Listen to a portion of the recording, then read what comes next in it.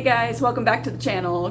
Good morning. So it is a very cold, very bright morning here on La Casita Jardin. And for those of you who have just joined us, welcome to the channel. Thank you for being here. My name is Heather.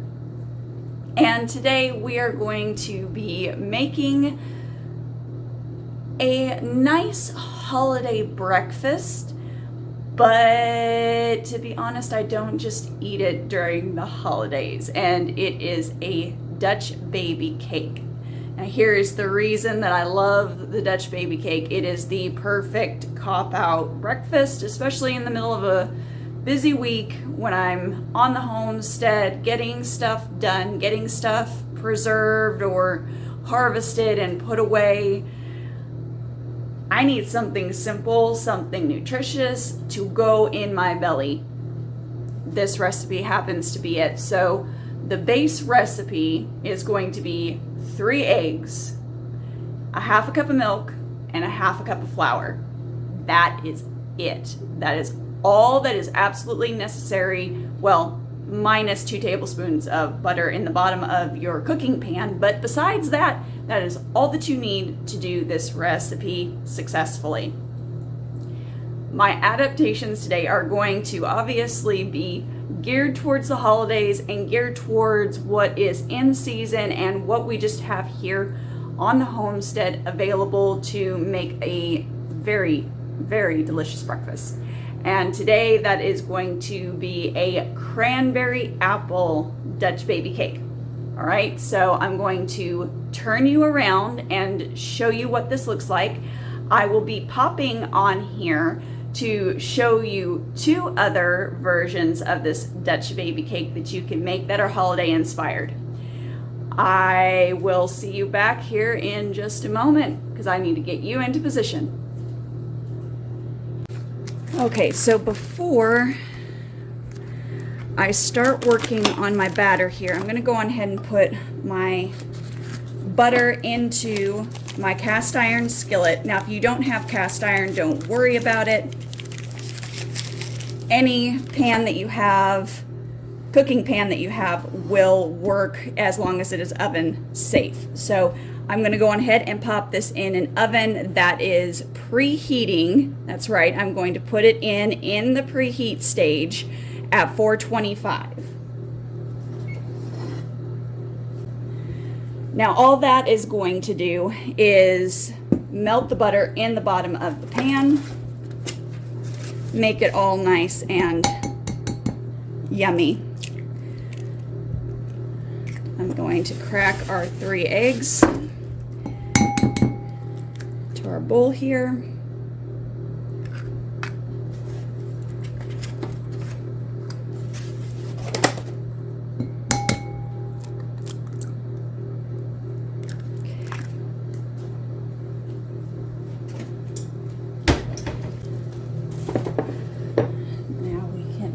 The flour. This bowl comes from a semi-local pottery expert, Old Dog Pottery. They make amazing stuff. You should go check them out. I'll try and get a link put in here to their Etsy shop. All right, so half a cup of flour and then half a cup of milk.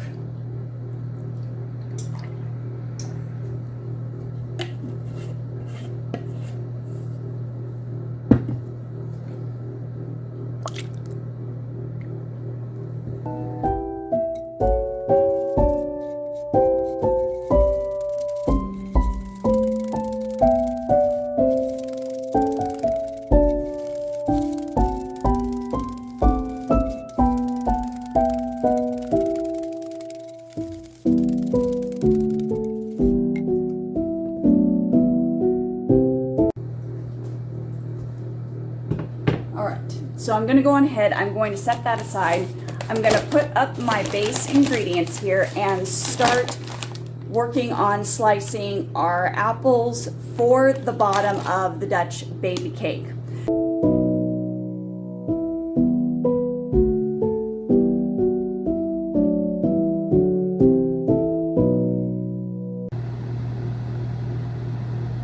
Okay, so the oven's preheat has officially gone ding ding on me. I can smell the butter. All this does is literally help the butter to melt and begin the browning process. All right, so now that I've got my skillet out, let me go on ahead and get you in position so you can see what I'm going to do with the apples and the cranberries.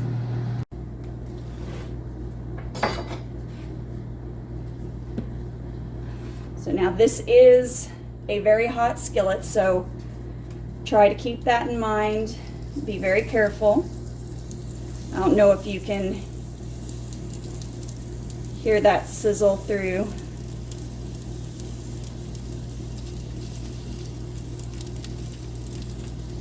The video or not. And you could just throw these all in the bottom if you wanted to and spread them out very simply. But since it's the holiday season, we're gonna just make it a little extra special. But my family and friends will attest to you that when I'm making this, I typically do not go through all this trouble.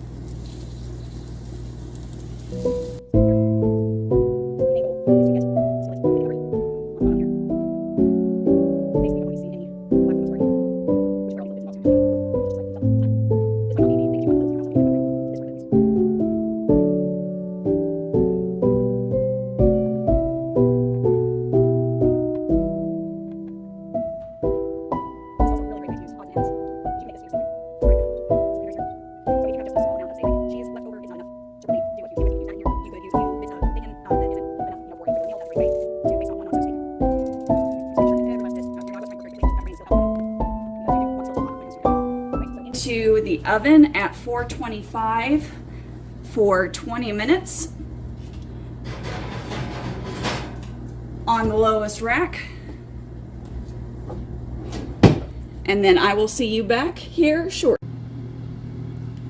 All right, so it's been 20 minutes at 425, and what we're going to do now is we're going to lower our temperature to 375 and finish the cooking process for 5 minutes, at least according to our oven. Okay, as you can see, we are crispy around the edges, nice dark golden brown. The center is also a golden brown. So we're going to take our Dutch baby cake out here. And now we are going to let it rest for roughly 5 minutes before cutting into it.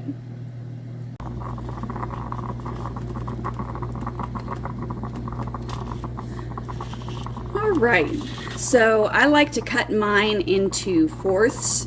Now you could easily double this recipe if you know you're going to have guests or you have a larger family, but for me personally, I like doing this size. It's just perfect for usually me and several guests, and I have topped this off with some organic maple syrup. So now for the taste test. All right, here we go. It smells delicious. Now to the batter, you can definitely add some cinnamon, nutmeg, clove if you want to even. I kind of just wanted the flavors to speak for themselves today.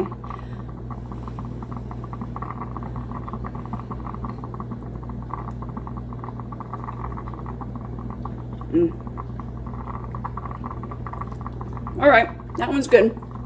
So This is Dutch Baby Cake number 1. I will see you back tomorrow for Dutch Baby Cake number 2 in our holiday breakfast homesteading challenge, I guess. Yeah. All right. See you later.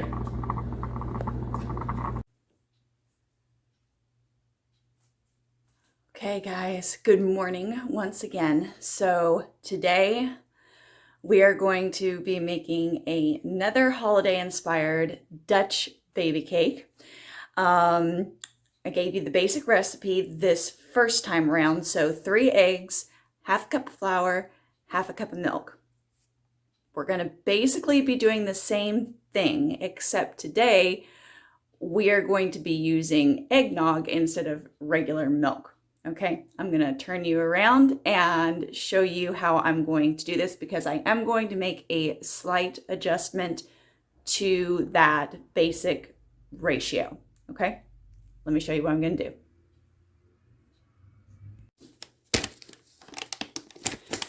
Okay, so I have our oven preheating at 425, just like before. I've also got our half a cup of eggnog in here and our 3 eggs. So what I'm going to do is take into consideration here that eggnog is a milk product, of course, that contains eggs. So one thing that I don't want is for this to have an eggy weirdness. I just want the flavor of the eggnog. So I'm going to add a little bit more flour in here. So it's going to be just over a half a cup. So we're talking, I've added in maybe 2 tablespoons at most.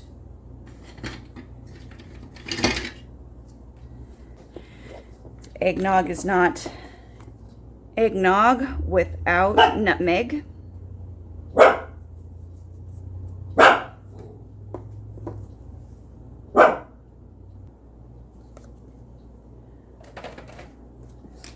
Now we're just gonna whisk it all together like before.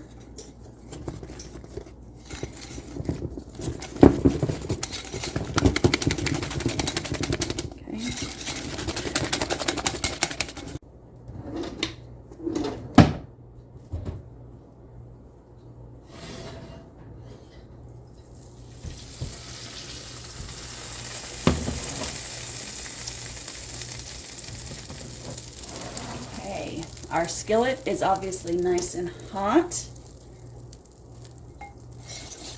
And to that, we're going to add our batter.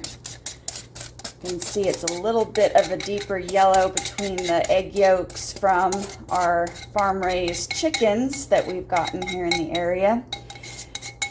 And the eggnog, it's not a big surprise. All right, so that's all there is to it, and now we're going to pop it in the oven for the 20 minutes.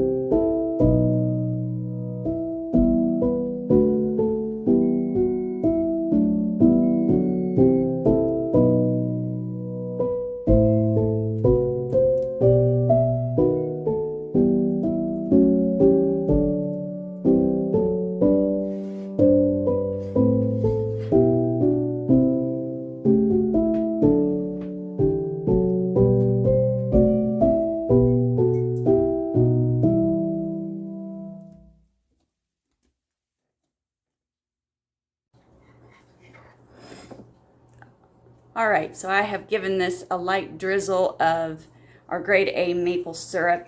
Now I will say this is the first time that I've ever done this, to be honest with you guys. So I will say that I probably could have taken this out about 2, maybe 3 minutes earlier. but it smells good. And it looks nice and fluffy.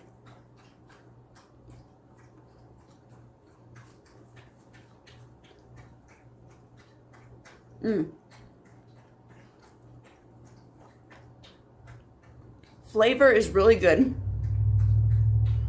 It's a little bit denser, which I was sort of expecting with the extra egg from the eggnog and then having to compensate with a little bit of extra flour. But overall, it's very tasty. I've got the right amount of nutmeg, which was about 2 pinches of nutmeg in there. So, man, for an experiment, not half bad. All right, so note to self, just take it out about 3 minutes earlier and this would be spot on. I'm gonna go on ahead and I'm going to go finish my breakfast and get my day started. And I will see you on day 3 of our holiday breakfast Dutch Baby Cake. Hey guys, welcome back to the channel. So we are doing our very last Dutch Baby Cake, and today it's going to be savory. And this is just to give you a general idea of some ingredients that you can include in your Dutch Baby Cake, but take this base and just run with it and make it your own. You can add just about anything that you like breakfast-wise into this and it'll come out delicious. Let me turn you around and show you what I've got here. Okay, so we have our loose base here for the Dutch Baby Cake. I've got 2 different types of cheeses. This is probably a little bit around a half a cup, maybe a little bit more, that I'm going to add in. You could add sausage or bacon to this if you like. And since we're doing cheese, and one of them is a smoked cheese, and the second one we got at a Whole Foods over near where I had my surgical procedure done. And I'm actually sensitive to penicillins, and it is very, very close in flavor and taste to Parmesan. And penicillin is in Parmesan, so I haven't been able to eat that in quite a number of years. So that goat's milk is a very nice substitute, gives that nice umami flavor that Parmesan will give. And then to that, I just added in our herb salt. If you haven't caught that video, I'll try and link that video at the end so that you can watch how I make the herb salt. But you could put any herbs that you want in here as far as a mixture of flavor. And I'm going to add some nice fresh cracked black pepper.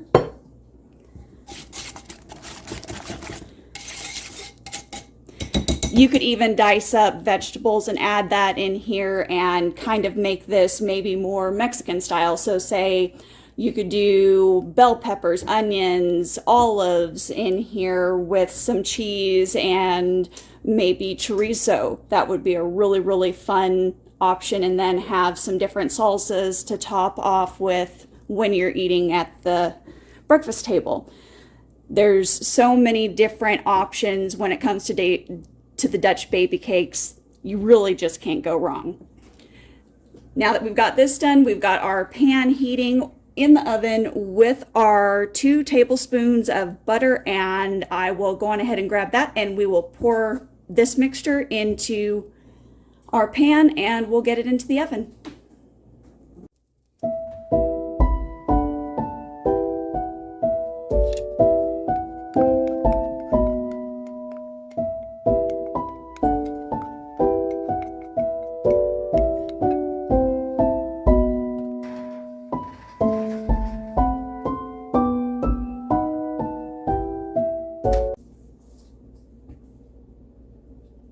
Okay guys, so that's all I've got for this vlog. I hope you enjoyed this, and I hope that this inspired you to create a wonderful, nutritious, and delicious holiday breakfast for you, your family, your friends, no matter where you are.